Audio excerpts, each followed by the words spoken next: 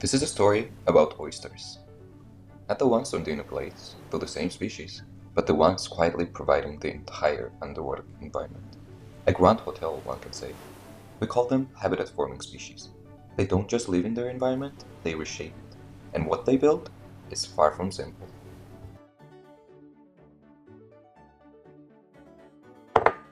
In this story, an extraordinary team of scientists sets out to uncover how environmental and physical factors shape the rich web of marine biodiversity on oysters in Chernobyl Bay.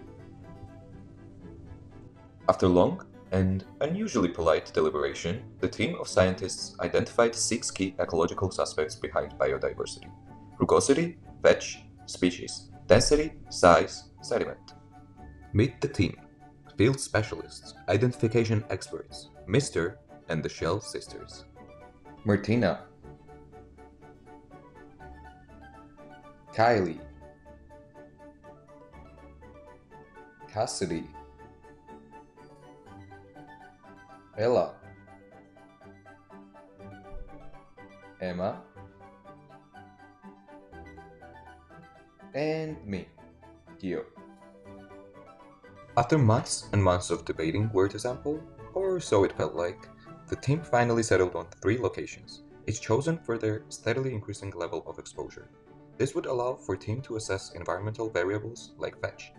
At each site, we laid out a 20-meter transect with tactical precision, kept the depth consistent, because science, and began the count. Oysters, dead and alive. The goal? To assess the density of not-so-vast reef of oysters.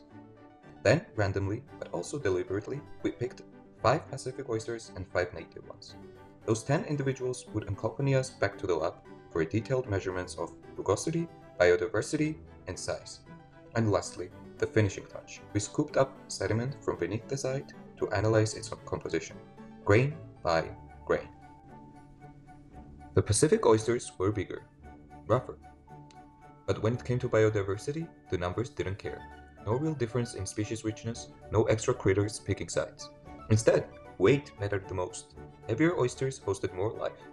We used weight as a size proxy, because measuring lumpy shells gets tricky. Rugosity showed up in the stats, but didn't do much ecologically. Density helped too, quietly but consistently.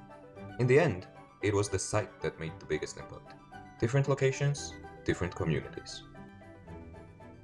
In Chernobyl Bay, where oysters form patches rather than reefs, individual complexity had no effect on biodiversity. Turns out sites with their ecological niches might provide an explanation to differences in biodiversity. With that, it's time to say goodbye to Mr. and the Shell sisters. Until next time!